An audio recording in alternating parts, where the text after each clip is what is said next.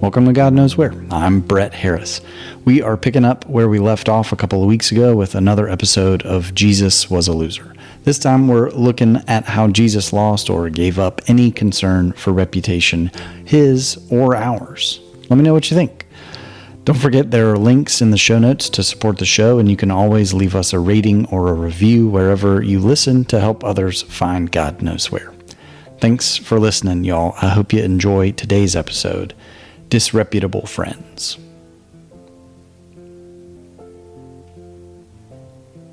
If you're a parent, how many times have you reminded your kids to be careful of who they hang around? Not to get dragged into the wrong crowd, not to let their reputation or their name get dragged down because of hanging around with the wrong people. I know I heard it growing up, and I've said it myself, especially this year as my kids moved to a new school and were making lots of new friends, meeting a lot of kids they'd never met before. I wasn't sure who they would meet this year or what the kids they would befriend would be like, and I wanted them to remember who they were. And we all know why we say this to our kids. We want our kids to be the same as the kids from Lake Wobegon, Garrison Keillor's fictional town filled with above-average children. We want our kids to be the best they can be for them, but also for us. We want the ways they are perceived outside of our home to reflect well on us. We want them to have the reputation of being the well-behaved, intelligent, successful kids, and we want to earn the reputation of being the people who raised such well-behaved, intelligent, successful kids. Because we know that the right reputation can carry us to all kinds of places. We know that reputation matters. But it doesn't matter to Jesus. Which is why it's so interesting that so much of our concern for reputation, so much of the time we spend worrying about our reputation comes from the church. So many congregations and communities reinforce that reputation matters. Who you're seen with, who you aren't, who you spend time with, where you don't, who you give money to, and from whom you withhold it. And oftentimes that gets translated to our kids in terms of purity, keeping themselves and their bodies free from being sullied by the wrong crowd or the wrong people, keeping themselves pure for all the reasons, marriage, college applications, jobs down the road, and on and on. And we find scripture to back it all up. We find it in the purity codes written for an ancient culture, forever surrounded by larger and more powerful nations and tribes as a way to set themselves apart. And we also find it in just about every letter in the New Testament, as those first followers of Jesus were similarly trying to carve out who they were in response to and juxtaposition against Rome. But we don't hear any of it from Jesus. What we hear, really what we see from Jesus, is an unabashed willingness to go where others would have and did tell him not to go, to spend time with those who might sully his reputation, the unclean, those with inexplicable illnesses and demons, the unfaithful, those who didn't believe like him, and the unashamed, those who only knew how to make it in life by looking out for themselves. He went many places he wasn't supposed to go, to spend time with people he was supposed to steer clear of at all cost. So why is it so hard for us to do the same? Why, instead of following Jesus into these places and relationships, are we doing the exact opposite and insulating ourselves with people who think like us and earn like us and raise their kids like us and look and speak like us? And why are we not just doing this in the community, but also in the church? The only answer can be because reputation matters so much to us. And I think it matters for a couple reasons. One, because we've always been taught that it matters. That notion and orientation has been passed down to us. And if it's not that, if we haven't learned it from those who've gone before us, then it's got to be because we were once on the outside looking in ourselves. We were the folks who got left behind or forgotten about, or who no one ever came to visit with or stand up for us. And that's made us never want to feel that way again. So we've insulated ourselves and anyone in our lives from feeling that feeling. I experienced this in some ways firsthand as a pastor.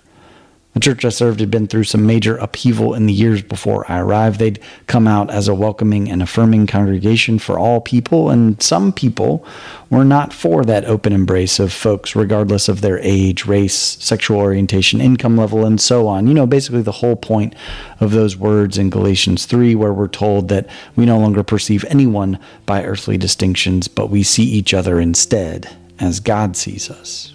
A lot of people left the church. Friendships were challenged, if not broken. Finances were impacted. The reputation of the church changed. And I'll never forget, after a Sunday service when some new members joined, folks who never would have darkened the door of a church had it not been for that open declaration of affirming the dignity and worth of every human in God's eyes, that a longtime member came up to me and said, "I love that we're getting new members. Don't get me wrong, but when do you think the normals are going to start coming back?" This member felt like they'd lost quite a bit in the upheaval and were struggling with the new reputation of the church. They lost a lot and wasn't sure if he wanted to lose much more. And I get that, but I also think that what we don't often consider when we think about maintaining or losing our reputation is what's gained. Maybe not for us, but for the community. Sure, the institutional parts of the church were impacted, finances, membership, and so on, but what was being gained was that more and more people in the community began to feel like they had a place they could call home. That could bring them out of the feelings of isolation and disillusionment that they had and into relationship with folks who could support them and help them heal and help them become who they'd always hoped they could be but never believed they could become. What was detrimental to the reputation others held of that congregation was transformational in the lives of others outside it. And I think that's what Jesus teaches us when he goes to the dinners that he has with tax collectors and when he heals folks with incurable diseases or demons and talks with folks good, upstanding Jews were never supposed to talk to. When we're willing to lay down our own reputation, when we're willing to let that take a back seat to new relationships and new life that can come out of going to the places Jesus went and being like him while we're there, all the good from that trumps the discomfort and uncertainty of getting there that we might feel. But it's hard to do, precisely because it is uncomfortable and filled with uncertainty. But Jesus models it for us. He let others worry about his reputation and where it stood. And he went and let those who needed to hear it and see it and experience that how others saw them was not how God saw them. He was more concerned with offering compassion than upholding custom. And that's why it's hard to see the church do the opposite so often. That's why I struggle so often myself and why I'm trying to stop and reframe when I hear myself telling my kids to be careful who they hang around. That's why I'm trying, though not always succeeding, in encouraging them to speak up for anybody they see who's being left out or forgotten. It's hard to go out on that limb, especially as a kid in a new school, but it can make a big difference for whomever is out there on that edge. When I became a pastor, a friend told me he'd heard it said that every pastor needs at least 3 disreputable friends and that he would be honored to be one of mine. It's funny because he's one of the least disreputable people I know, but I think there's a lot of truth to what he said, and not just for pastors. We all need some disreputable friends, and not so we can pat ourselves on the back, but so we can be like Jesus. Lacking reputation is not a reflection of the person. It's a commentary on how we perceive certain people as worthy or unworthy of our time and love. And Jesus' lack of concern for his own reputation or that of others is a commentary on his belief that everyone is worthy of our time and love. And that spending time being in community with and caring for folks who, if the Joneses knew who we were spending time with, might keep us from keeping up with them, that's exactly where we're supposed to be. Jesus' name got dragged through the mud throughout his life because of the people he surrounded himself with during his ministry. It got sullied after he died when folks who still followed his way were slandered as being Christians, followers of that guy who was supposed to be the Christ, but whom Rome had killed. But it never got dragged by those he healed or fed or visited or freed. They did nothing but run and tell others about him, even when he told them not to say a word. It got dragged by the folks who couldn't let go of even a sliver of their reputation to care for their neighbor more than their customs. It got dragged by the normals. And if there's one thing that's clear about Jesus, he was never normal. So I guess that means that we shouldn't be normal either.